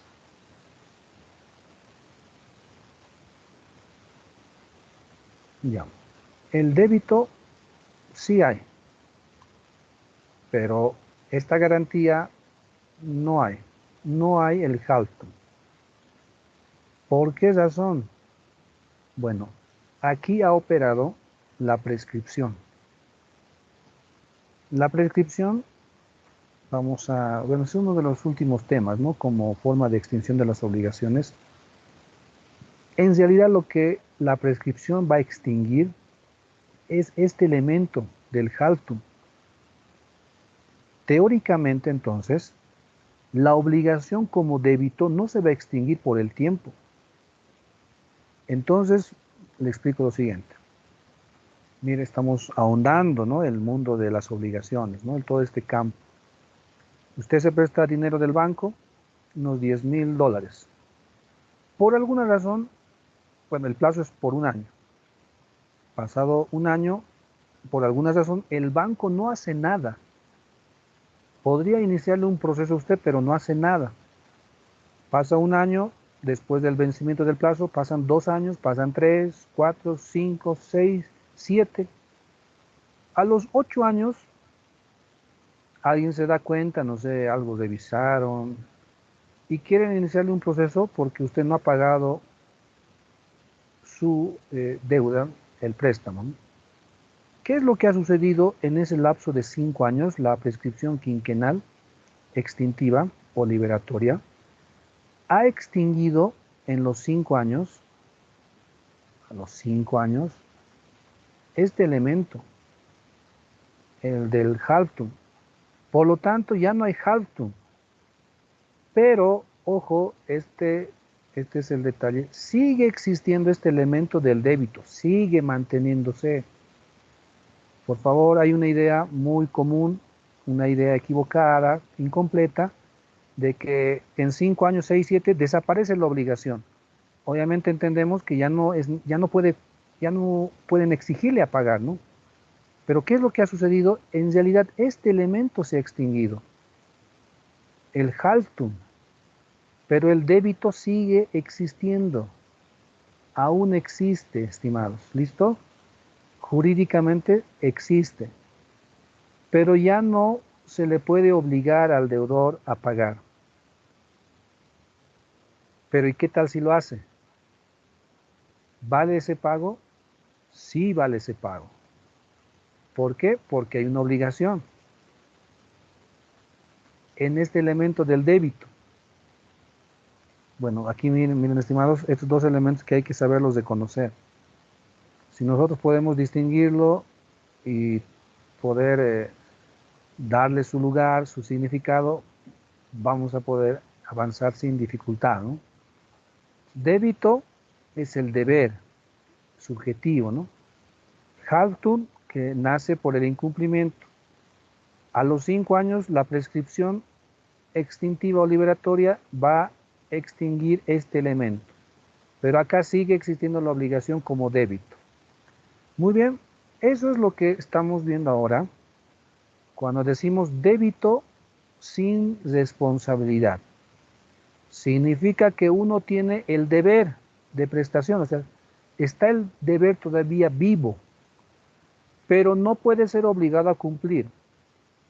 Esto en el caso de las llamadas obligaciones naturales.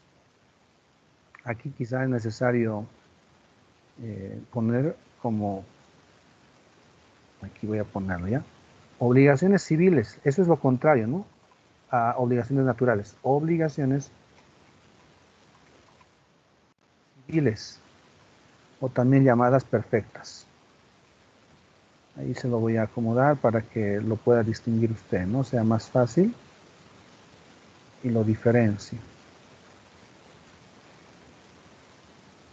La obligación acá se va a dividir en dos. Bueno, permítame, se lo voy a cambiar, ¿ya? Lo voy a acomodar, estimados, permítame, para que pueda ser más claro todo lo que estamos viendo, ¿ya? En las obligaciones naturales, ¿hay débito? Sí hay débito. Garantía, ya no hay. ¿Por qué razón?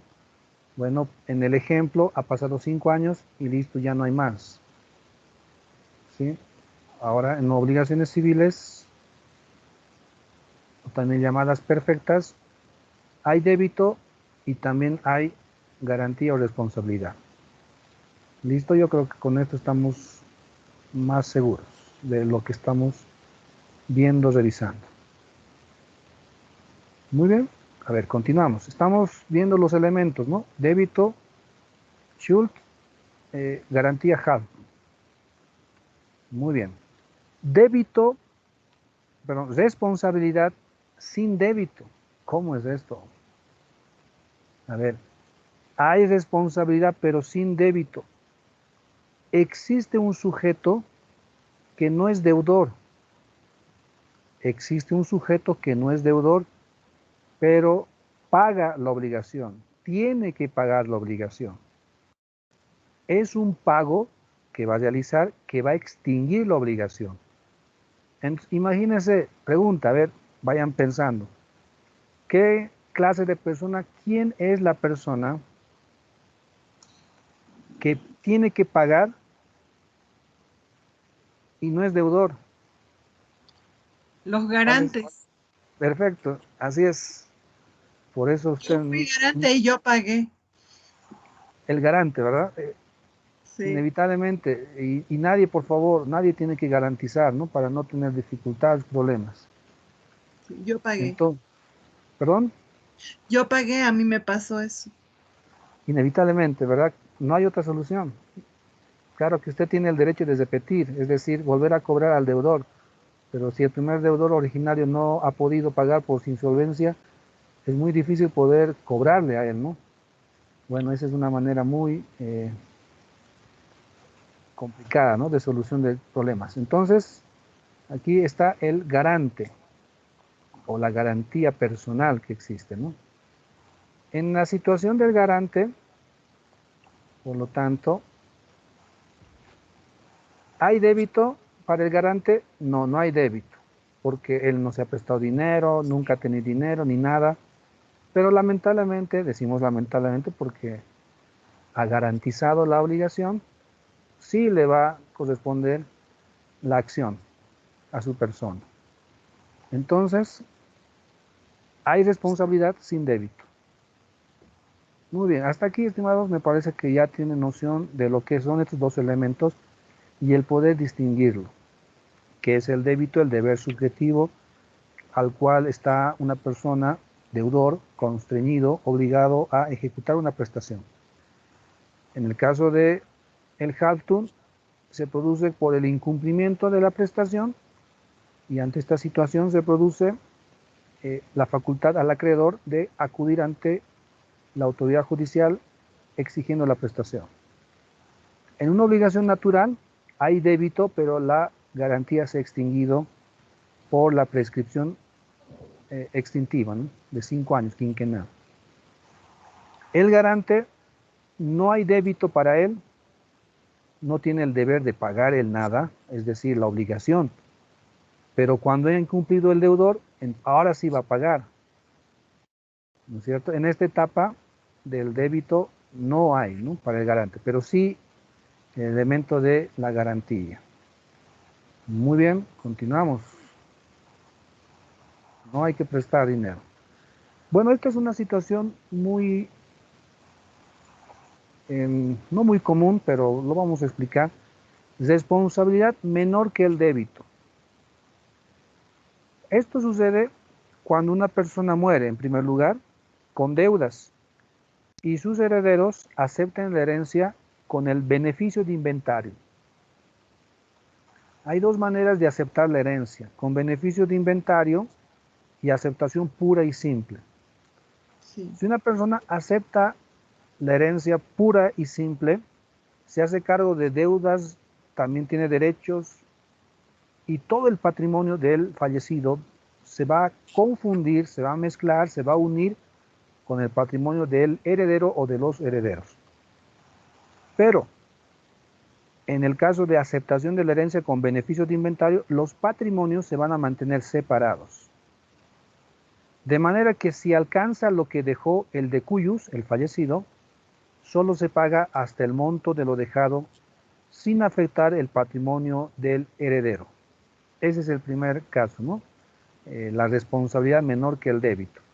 Bueno, aquí lo vamos a graficar con con otro ejemplo. Bueno, para que no quede eso sueltito, estimados. Bueno, aquí está el patrimonio del fallecido. Este es el patrimonio del heredero. Esto ustedes lo van a ver en Derecho Civil 5. Entonces hay una deuda de bolivianos 100.000. Deuda de bolivianos 100.000. Bueno, esto está acá, como un pasivo, ¿no? Ahora, ¿cuánto de patrimonio tiene el de Cuyus? Este es el de Cuyus, o sea, el fallecido, ¿no? Este es el heredero. Deuda bolivianos 100.000. Se va a estimar el patrimonio del fallecido y alcanza a un valor de 50.000 bolivianos. Entonces, no alcanza, solamente alcanza la mitad, no cubre la totalidad. Entonces, ¿qué hacemos? Bueno, si se produce la aceptación de la herencia pura y simple, lo que sucede es que todo este patrimonio del heredero se va a unir con el del de Cuyus y va a ser solo un patrimonio. Por lo tanto, los otros 50.000 se lo va a recuperar del patrimonio o parte del patrimonio también del heredero o de los herederos. Esa es la aceptación pura y simple. Se mezclan los patrimonios. Muy bien. Ahora, si lo mantenemos separado con la aceptación con beneficio de inventario, el patrimonio o los patrimonios van a estar separados. Por lo tanto, estos 100.000 se tienen que pagar con todo el patrimonio del fallecido. No va a poder ir más allá y recaer al patrimonio del heredero o de los herederos. Entonces, el pasivo, aquí las deudas, lo negativo, es 100.000 y el activo, 50.000. ¿Cuánto se va a responder en este caso? Bueno, el pasivo es menor que el activo. ¿Listo? Bueno, esto como una forma de explicarle un poco lo que es algo de derechos de sucesiones, ¿no?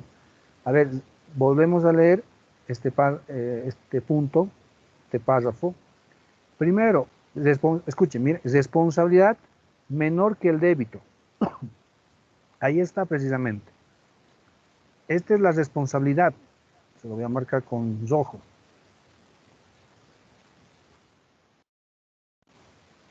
Perdón. Responsabilidad menor que el débito. ¿Cuál va a ser la responsabilidad dentro del patrimonio del de Cuyus? Va a ser esto. Pero es menor que el débito, porque el débito es 100.000. Muy bien. Primero, cuando muere una persona con deudas y sus herederos aceptan la herencia con el beneficio de inventario, eso es lo que sucede, ¿no? En el primer caso. De manera que si alcanza lo que dejó el de Cuyus, bueno, alcanzó hasta la parte que corresponde sin afectar el patrimonio del heredero. El segundo caso es cuando una persona muere con un patrimonio estimado menor que su obligación. Ahora, en esta situación, con beneficio de inventario, el heredero, vamos a poner aquí, como ha aceptado la herencia, se ha convertido en deudor. Deudor. Se ha vuelto deudor. Usted entiende eso, ¿no? Claro, ha aceptado la herencia. Sin embargo, que lo han asesorado muy bien, ha tenido muy buenos abogados, seguramente eran de la UTB, le dijeron, bueno, su papá debe 100.000, su patrimonio se estima en 50.000, así que acepte la herencia con beneficio de inventario. Con beneficio de inventario. ¿Por qué razón? Bueno, de esa manera el patrimonio de su pariente, de su papá, o, por ejemplo, ¿no? Se va a mantener separado. Entonces, estos 50.000 bolivianos que está aquí, que en azulito se lo estoy marcando, estos 50.000 no va a poder ir y recaer sobre el heredero. Pregunta, ¿es deudor el heredero porque se ha sustituido en derechos y obligaciones? Sí, pero no está obligado, ¿verdad?, a pagar. No.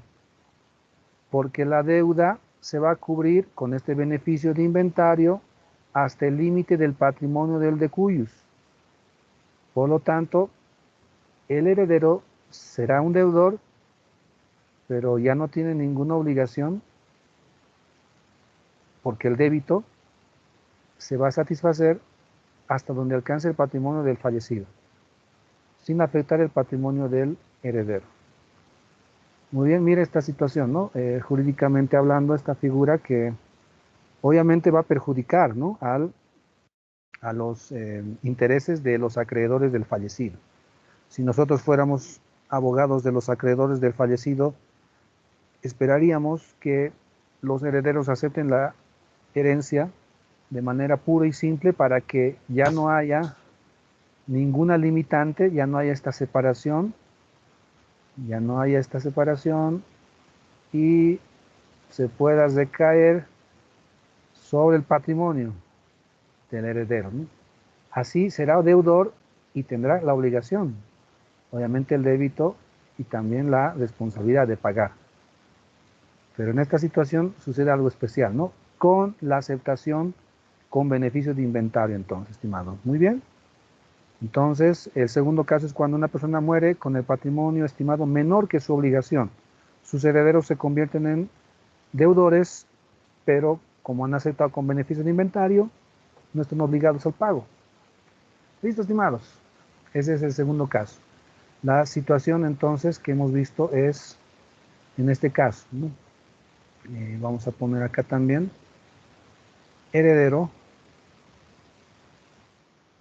con beneficio de inventario. Entonces, el heredero con beneficio de inventario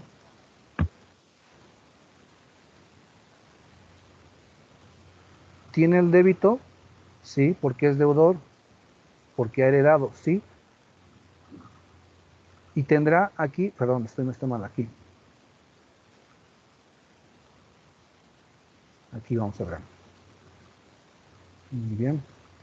Vamos a ver. Entonces, el heredero con beneficio de inventario tendrá ese débito, sí, y la garantía no se le puede obligar, no, porque no se ha extinguido, sino que ha aceptado con beneficio de inventario.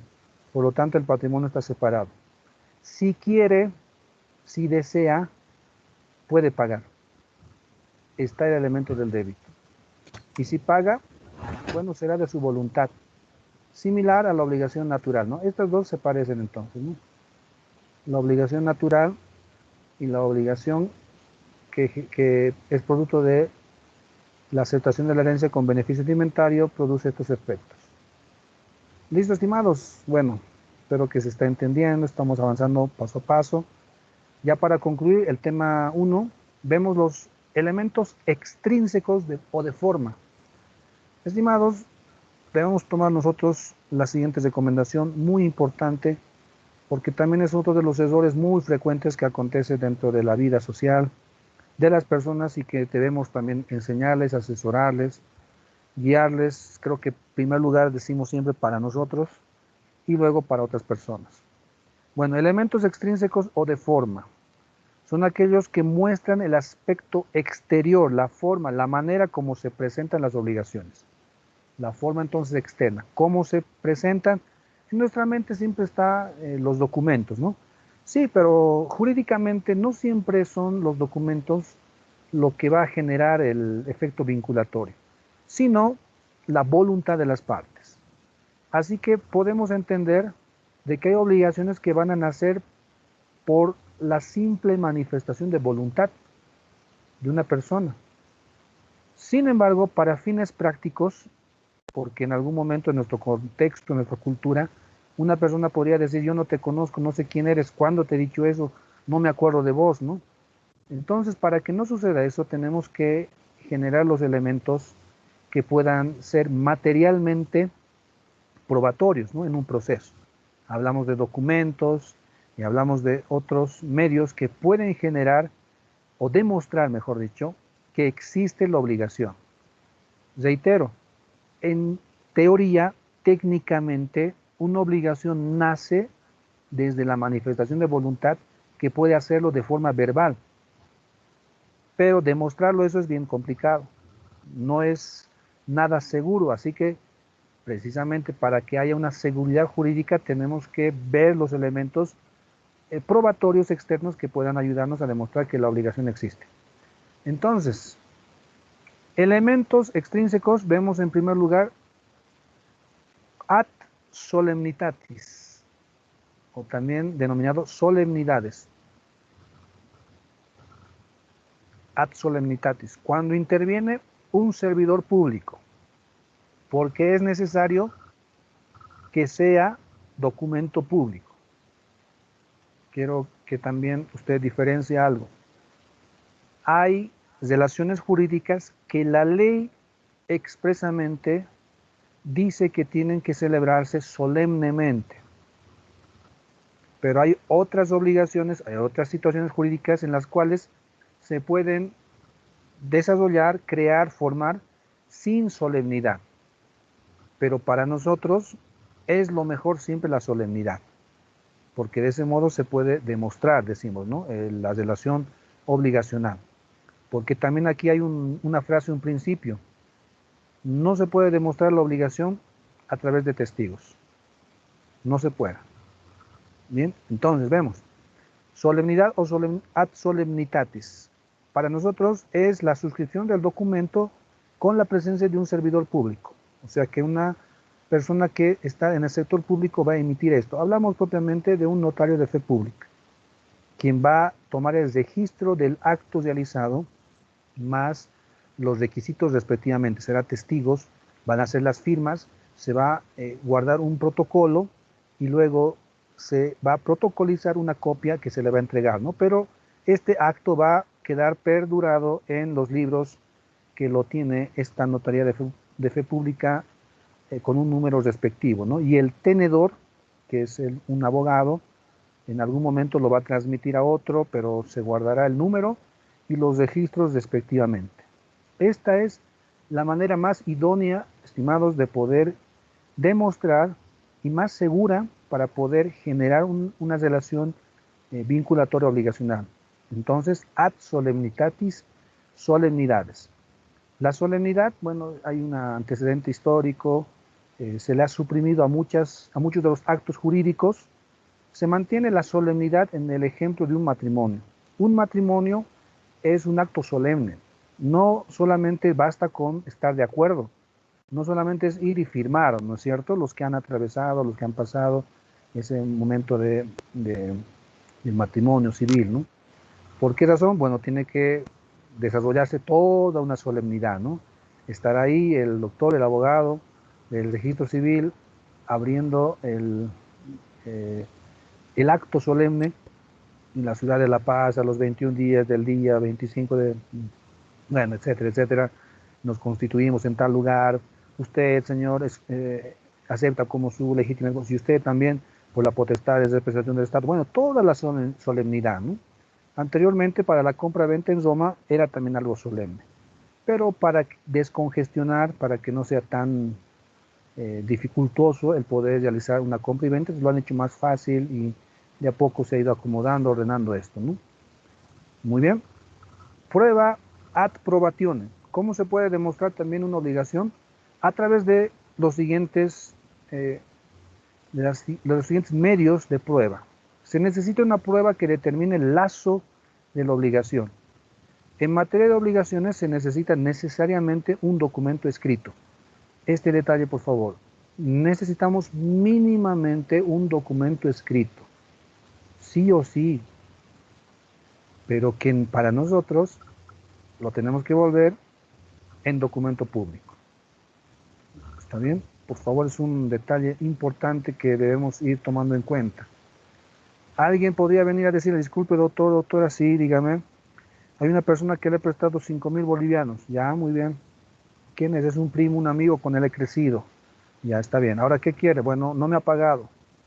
Quiero iniciarle un proceso. Ya, muy bien. ¿Usted tiene algún documento que le ha hecho firmar? No, no tengo. ¿Hace cuánto fue? Bueno, hace 3 años. ¿Dónde está su primo? No sé, está creo en Santa Cruz. ¿Ha firmado algo? No, nada. ¿Cómo demostramos en un proceso? es complicado, ya no se puede. Le diríamos, bueno, va a disculpar, no se va a poder recuperar el dinero, así que, bueno, disculpas, más bien usted ahora me debe 200 bolivianos por la consulta, entonces no se va a poder. Bueno, la manera de probar la relación jurídica obligacional son prueba documental, en primer lugar, que se demuestre una obligación, artículo 1289, lo vamos a ver enseguida. Prueba testifical, escuche, los testigos no crean ni extinguen obligaciones. Los testigos no crean ni pueden extinguir obligaciones. Por lo tanto, la prueba testifical no puede probar, no puede demostrar la existencia de una obligación, tampoco que se ha cumplido o que se ha extinguido una obligación. Artículo 1327, ¿alguien lo tiene, por favor? ¿Pueden leerlo? Vamos a distribuirnos. Artículo 492, ya estamos acabando. Estamos a los minutos ya para concluir. Código Civil, por favor, artículo 492. Otro que lo tenga ahí el 1289, 1327 y con esto estamos acabando. ¿Listo? 492, ¿puede alguien inmediatamente leerlo, por favor? Yo lo leo, doctor. Adelante. Artículo 492. Contratos y actos que deben hacerse por escrito. Deben celebrarse por documento público o privado los contratos de sociedad, de transacción, de constitución de los derechos de superficie y a construir los demás actos y contratos señalados por ley. Muchas gracias, estimada. Entonces, ahí estamos viendo qué clase de contratos tienen que celebrarse por ahí los requisitos exigidos, ¿no? Escritos. 1289, por favor, alguien. Numeral 1. El documento público respecto a la convención o declaración que contiene y a los hechos de los cuales el funcionario público deja constancia hace de plena fe, tanto entre las partes otorgantes como entre sus herederos y sucesores. Numeral 2. Sin embargo, si se haya directamente acusado de falso en la vía criminal, se suspenderá su ejecución por el decreto de procedimiento ejecutoriado, mas si se opone su falsedad solo como excepción o incidente civil, los jueces podrán, según las circunstancias, suspender provisionalmente su ejecución. Numeral 3. Con referencia a terceros, el documento público hace fe en cuanto al hecho que ha motivado su otorgamiento y a su fecha. Muy bien, artículo 1327 y 28, por favor. ¿Algún voluntario más? Estamos acabando, estimados. Yo, licenciado. Adelante, por favor. Artículo 1327. Admisibilidad. Se admite la prueba testifical si no está o no resulta prohibida por la ley. Artículo 1328. Prohibición de la prueba testifical. La prueba testifical no se admite. 1. Para acreditar la existencia ni la extinción de una obligación cuando el valor de ella exceda el límite de las acciones de mínima cuantía determinada por la ley de organización judicial, excluyendo frutos, intereses u otros accesorios o derivados de la obligación principal. 2. Se admite en contra y fuera de lo contenido en los instrumentos, ni sobre lo que se alegue haberse dicho antes, a tiempo o después de que ellos se otorgaron, aun cuando se trate de suma menor. Muy bien, muchas gracias. Entonces, a ver, un resumen ya para concluir. La prueba documental nos sirve, la prueba por confesión, que puede ser judicial o extrajudicial, donde se reconoce la verdad de un hecho acontecido para la constitución de una obligación. Puede reconocer el demandado, el deudor, que sí tiene una deuda, entonces ese reconocimiento, esa confesión, puede ser judicial o extrajudicial, es también válido para demostrar la existencia de la obligación. La prueba pericial, por un informe técnico de un especialista, que va a demostrar la existencia de una obligación, por ejemplo, auditorías, balances. Nosotros entonces resumimos de la siguiente manera: la prueba documental elevada a calidad de instrumento público, documento público, es la más idónea para demostrar la obligación. En segundo lugar estarían la prueba documental, aunque como privado también tiene un valor, un recibo, etcétera, pueden demostrar, ¿no? Tienen esa fuerza, pero obviamente el documento público es mejor, ¿no? La confesión también, pero muy raro que confiese, ¿no? ¿No es cierto? El deudor. Y la prueba pericial, que nace por el estudio de peritos técnicos. ¿Listo? Nosotros siempre apuntemos ahí. No puede haber obligaciones si es que no hay un documento escrito que así lo determine. Bueno, estimados, hemos llegado al final de nuestra clase. Un gusto poder acompañarlos. La siguiente semana estamos concluyendo. Les reitero que aquí la clase se ha grabado, así que, bueno, estamos dando ya finalizando esta grabación.